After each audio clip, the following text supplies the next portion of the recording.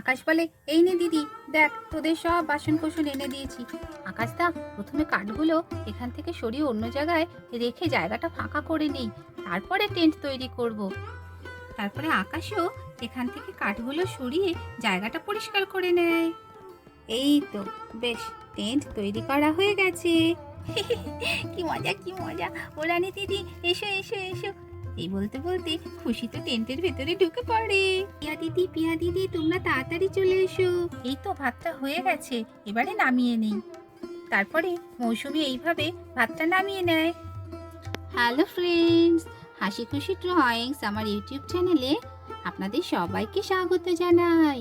আজকে রানীর বাড়ির সবাই জঙ্গলে পিকনিক করতে এসেছে। জয় বলছে, আকাশদা, এখানেই গাড়িটা থামাও, এখানেই পিকনিক করব আমরা। এই স্পটটাই আমার বেশ পছন্দ হয়েছে। হ্যাঁ হ্যাঁ, স্পটটা তো ভালোই। তাহলে জয়, এখানেই গাড়ি থামিয়ে দিচ্ছি। রানীদের বাড়ির সবাই গাড়ি থেকে এখানেই নেমে পড়ে।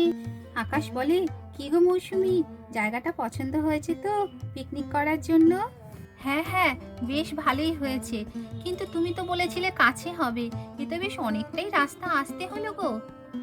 আরে, একটু দূরের রাস্তায় পিকনিক করতে গেলে তবেই তো মজা হয়। সেসব তো ঠিক আছে, কিন্তু বাচ্চাদের তো খিদেও পেয়ে গেছে, এবারে তো কিছু খাবার দেবার ব্যবস্থাও করতে হবে, টিফিন করতে হবে তো, নাকি? হ্যাঁ হ্যাঁ বৌদি, একদম ঠিক কথা বলেছো। আমাদের বড়দেরই খিদে পেয়ে গেছে, ওরা তো ছেলে মানুষ, ওদের তো খিদে পাবেই। তাহলে এবার গাড়ি থেকে বাসন কোসনগুলো নামাও, তবে না খেতে দেবো সবাইকে।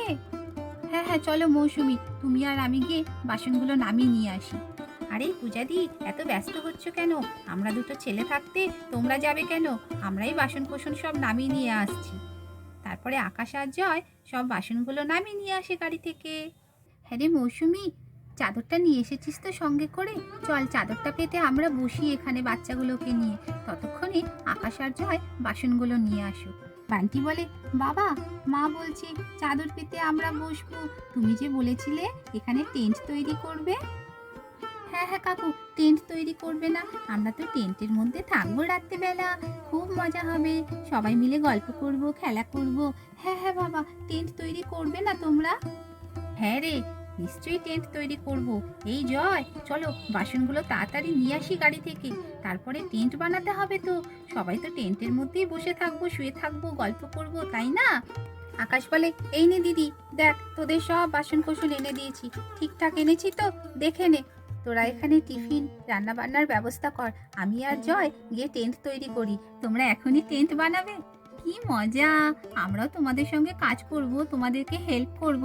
হ্যাঁ মামা, আমরাও তোমাদেরকে হেল্প করব। আরে বাবা, ঠিক আছে ঠিক আছে, আয় আয়, আমরা সবাই একসঙ্গেই টেন্ট বানাবো। টেন্ট তৈরি করতে গেলে তো কাঠেরও দরকার পড়বে। এই তো, এখানে বেশ কাঠ পড়ে আছে, এইগুলো দিয়েই তৈরি হয়ে যাবে। আকাশদা, প্রথমে কাঠগুলো এখান থেকে সরিয়ে অন্য জায়গায় রেখে জায়গাটা ফাঁকা করে নেই, তারপরে টেন্ট তৈরি করব। হ্যাঁ হ্যাঁ, চলো, তোমার হাতে হাতে আমিও হাত লাগাচ্ছি।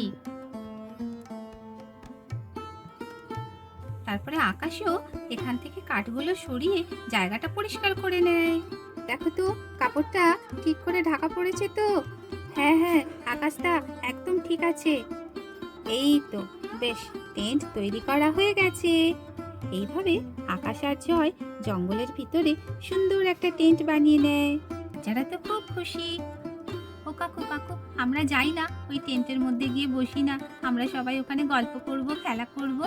অবশ্যই খেলা করো, কিন্তু তার আগে টেন্টের ভিতরে আমি একটা চাদর পেতে দিই, তারপরে গিয়ে তোমরা বসবে।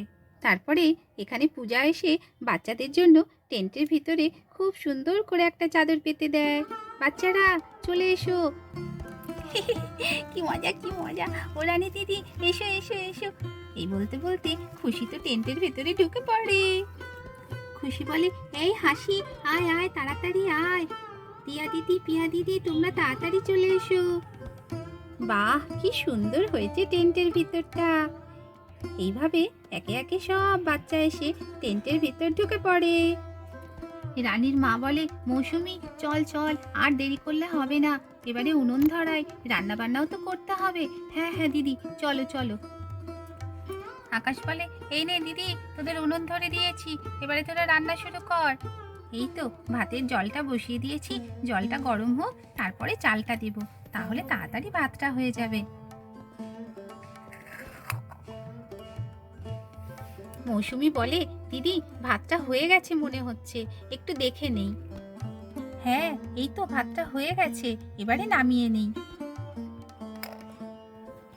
তারপরে মৌসুমি এইভাবে ভাতটা নামিয়ে নেয়। এই তো পকোড়াটাও বেশ ভালো ভাজা হয়ে গেছে। এই বাচ্চারা, জয়, আকাশ, চলে এসো, গরম গরম পকোড়া ভাজা হয়েছে, খেয়ে নেবে।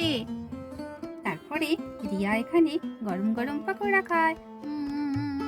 দারুণ দারুণ মা, খুব ভালো হয়েছে খেতে। তারপরে খুশি খায়, দিদি দারুণ খেতে হয়েছে, পিকনিকে না এরকম গরম গরম পকোড়া খেলে না ব্যাপারটা যেন বেশ জমে যায়।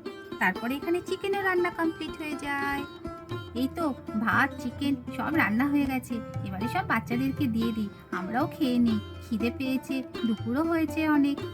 তারপরে বাচ্চারা তো এখানে সবাই একে একে খেতে বসে, তাদের মায়েরা তাদেরকে খেতে দেয় এবারে।